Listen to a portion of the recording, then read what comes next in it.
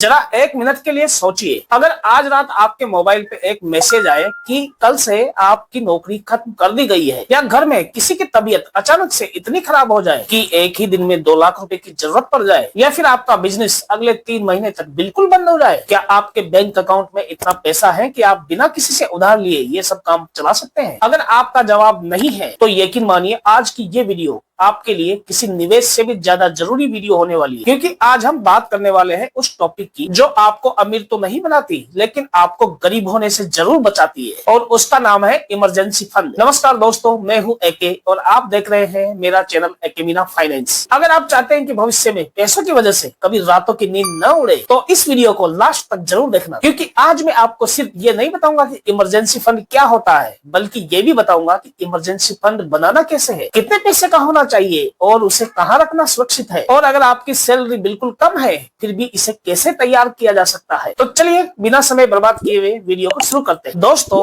इस वीडियो को आज हम एक छोटी सी कहानी के माध्यम से समझेंगे। दो दोस्त थे, रोहित और मोहित। दोनों की उम्र तकरीबन 30 ईयर थी। दोनों की सैलरी लगभग 50,000 रुपए पर मंथ थी। दोनों अच्छी नौकरी करते थे और दोनों ने म्यूचुअल फंड में एसआईपी भी कर रखी थी। ऊपर से देखने पर दोनों की जिंदगी लगभग एक समान लगती थी, लेकिन एक दिन अचानक कंपनी ने कर्मचारियों की संख्या को कम करने का फैसला लिया और उसी लिस्ट में रोहित और मोहित दोनों का नाम था। अब क्या हुआ भाई, दोनों की नौकरी चली गई, लेकिन यही से उनकी जिंदगी अलग अलग रास्तों पर निकल गई। रोहित के पास 6 महीने का इमरजेंसी फंड था। उसने घबराहट में अपने निवेश नहीं बेचे, किसी से उधार भी नहीं लिया और आराम से अपने लिए नई नौकरी को ढूंढा। वहीं दूसरी तरफ मोहित के पास कोई इमरजेंसी फंड नहीं था। पहले क्रेडिट कार्ड का इस्तेमाल किया, फिर दोस्तों से पैसे उधार लिए और फिर नुकसान में म्यूचुअल फंड बेच दिए, और सिर्फ मात्र 3 महीने में उसकी आर्थिक हालत बहुत बिगड़ गई। अब सोचिए, दोनों की सैलरी एक जैसी थी, दोनों निवेश भी कर रहे थे, फिर फर्क कहाँ था? फर्क था सिर्फ एक फैसले का, और वो है भाई इमरजेंसी फंड। अब इसको समझते हैं कि आखिर ये इमरजेंसी फंड होता क्या है। यहाँ बहुत लोग कंफ्यूजन में रहते हैं कि बैंक में पड़ा कोई भी पैसा इमरजेंसी फंड होता है, लेकिन दोस्तों नहीं, यही सबसे बड़ी गलतफहमी है। ऐसा पैसा जो सिर्फ और सिर्फ मुश्किल समय के लिए रखा गया हो वही इमरजेंसी फंड कहलाता है। नया मोबाइल खरीदना इमरजेंसी नहीं, घूमने जाना ये भी इमरजेंसी नहीं, त्योहार की शॉपिंग करना ये भी इमरजेंसी नहीं है। इमरजेंसी का मतलब है नौकरी चली जाए, फिर आप किस तरीके से अपने घर को मैनेज करोगे। अचानक आपकी फैमिली के ऊपर बड़ा मेडिकल खर्च आ जाए, आपके सारे बिजनेस कुछ समय के लिए बिल्कुल बंद हो जाए, या फिर कोई ऐसी स्थिति जहां आपकी आमदनी तो रुक जाए लेकिन खर्च नहीं रुकते। यही वह समय होता है जब इमरजेंसी फंड आपकी ढाल बनता है। दोस्तों, लोग सबसे बड़ी गलती यहीं पे करते हैं। अधिकतर लोग कहते हैं भाई मेरे पास तो म्यूचुअल फंड है, मेरे पास शेयर है, जरूरत पड़ी तो बेच दूंगा। सुनने में तो ये बात सही लगती है, लेकिन जरा सोचिए, अगर उसी समय मार्केट अगर 20-30% नीचे चला जाए तो क्या आप शेयर बेचेंगे? शायद नहीं।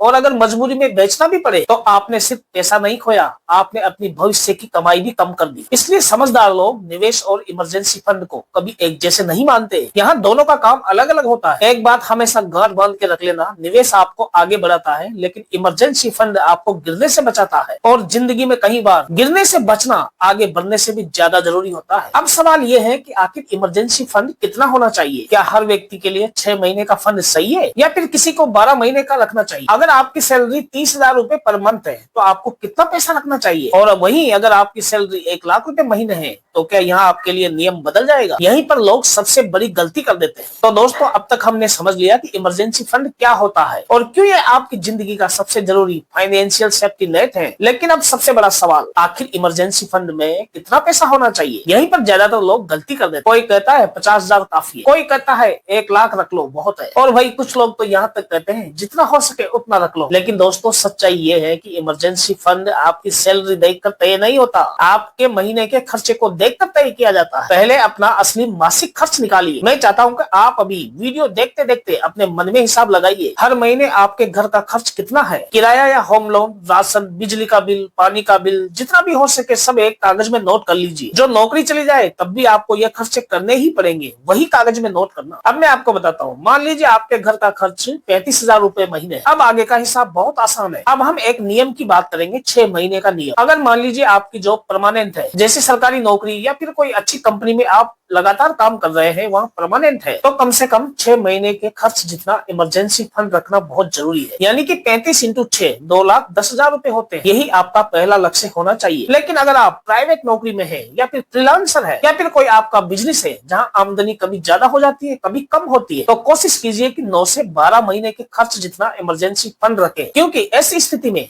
नए आय शुरू होने में थोड़ा समय लगता है। अब मैं एक गलती की बात करूंगा जो कई लोग बार बार करते हैं। यहाँ पे कई लोग सोचते हैं भाई मेरे पास क्रेडिट कार्ड है, जरूरत पड़ी तो मैं कभी भी काम चला लूंगा। सुनने में तो ये बड़ा आसान लगता है, लेकिन जरा सोचिए अगर आपकी नौकरी ही चली गई तो भाई क्रेडिट कार्ड का बिल कौन भरेगा, और ऊपर से ब्याज लगेगा वो अलग। यानी कि एक समस्या से निकलने के लिए आप किसी दूसरी बड़ी समस्या को न्योता दे रहे हैं। इमरजेंसी फंड आपको कर्ज लेने से बचाता है और यही इसकी सबसे बड़ी ताकत भी है। मान लीजिए आपके पास अभी एक भी रुपया जमा नहीं है तो भाई घबराइए मत। हर मजबूत इमरजेंसी फंड की शुरुआत 500 रुपए से होती है। आपको यहाँ पहले दिन से 2 लाख रुपए जमा नहीं करने, आपको सिर्फ शुरुआत करनी है। मान लीजिए आप हर महीने 5,000 रुपए अलग रखते हैं तो एक साल में आपके पास 60,000 रुपए इकट्ठे हो जाएंगे। वहीं 2 साल में आपके पास 1,20,000 रुपए हो जाएंगे और भाई धीरे धीरे स्टेप बाय स्टेप आपका सुरक्षा कवच तैयार होने लगेगा। याद रखिए दोस्तों, बड़ा फंड कभी भी एक दिन में नहीं बनता, लेकिन अगर शुरुआत ही नहीं करेंगे तो भाई वो बनेगा भी नहीं। अब सबसे जरूरी सवाल, मान लीजिए आपने 2 लाख या 3 लाख रुपए इमरजेंसी फंड के लिए इकट्ठे कर लिए। अब इन्हें रखे कहाँ? क्या सेविंग अकाउंट में, या फिर फिक्स डिपॉजिट में, या लिक्विड म्यूचुअल फंड में, या फिर कहीं और? दोस्तों अगर आपने गलत जगह पैसा रख दिया तो जरूरत के समय वही पैसा आपके कोई काम नहीं आएगा और यहीं पर काफी सारे लोग गलती कर देते हैं जिसका नुकसान बाद में पता चलता है। तो दोस्तों अभी तक हमने समझ लिया कि इमरजेंसी फंड क्या होता है, क्यों जरूरी है और कितना होना चाहिए। लेकिन अब सबसे महत्वपूर्ण सवाल, आखिर इस पैसे को रखे कहाँ? सबसे पहले एक बात गांठ बांध लीजिए, इमरजेंसी फंड का मकसद कोई ज्यादा रिटर्न कमाना नहीं होता। इसका मकसद होता है कि जब आपको जरूरत पड़े तो तुरंत पैसा मिल जाए। यही कारण है कि इस पैसे को आप ऐसी जगह मत रखिए जहां आपको पैसा निकालने में परेशानी हो। अब मैं मेरे हिसाब से बताता हूँ आपको पैसे को कहाँ रखना है, बाकी आप अपने हिसाब से भी देख सकते हैं। ये कोई जरूरी नहीं कि जो मैं बता रहा हूँ आप वैसा ही करें। मेरे हिसाब से अपने इमरजेंसी फंड को आप 3 हिस्सों में बांट दीजिए। पहला हिस्सा करीब 20% 30% अपने सेविंग अकाउंट में रखिए ताकि अगर आज रात भी पैसों की जरूरत पड़े तो तुरंत निकाल सके। दूसरा हिस्सा थोड़ी अवधि की फिक्स डिपॉजिट या फिर कोई ऐसी जगह रख दे जहां से तुरंत पैसा मिल जाए। और अगर आपको म्यूचुअल फंड की थोड़ी जानकारी है तो तीसरा हिस्सा लिक्विड म्यूचुअल फंड में भी रखा जा सकता है। इसमें पैसा अपेक्षाकृत आसानी से उपलब्ध हो जाता है और सेविंग अकाउंट से थोड़ा बेहतर रिटर्न मिलने की भी संभावना रहती है। लेकिन याद रखिए, इमरजेंसी फंड का पैसा कभी भी small cap fund, share market, crypto या फिर किसी हाई रिस्क में निवेश मत कीजिए। मान लीजिए अगर उसी समय मार्केट गिर गया तो आपकी इमरजेंसी और भी बड़ी परेशानी बन सकती है। अब बात करेंगे कि इमरजेंसी फंड बनाते समय किन 5 गलतियों से बचना है। पहली गलती, लोग इमरजेंसी फंड शुरू ही नहीं करते। उन्हें लगता है कि अगले महीने से शुरू करें और यही अगला महीना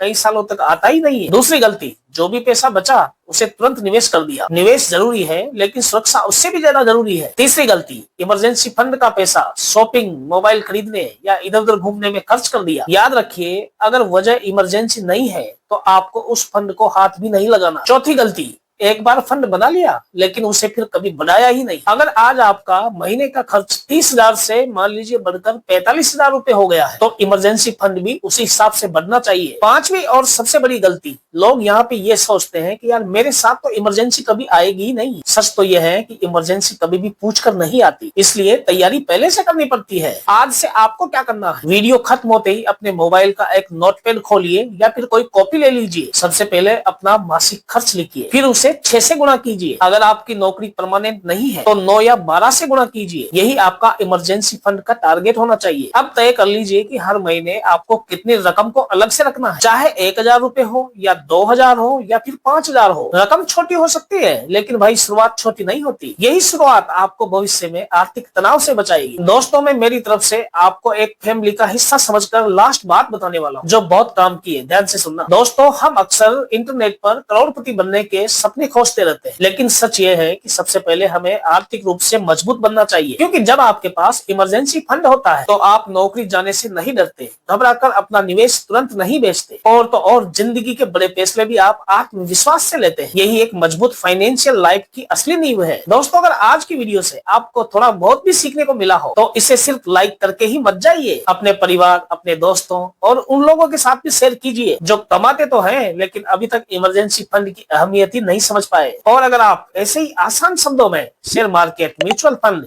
या फाइनेंशियल रिलेटेड वीडियो पसंद करते हैं तो अभी वीडियो को लाइक करके चैनल को सब्सक्राइब जरूर कर। मैं आपसे अगले वीडियो में फिर मिलूंगा। तब तक अपना और अपने पैसों दोनों का ख्याल रखना। Thanks for watching this video.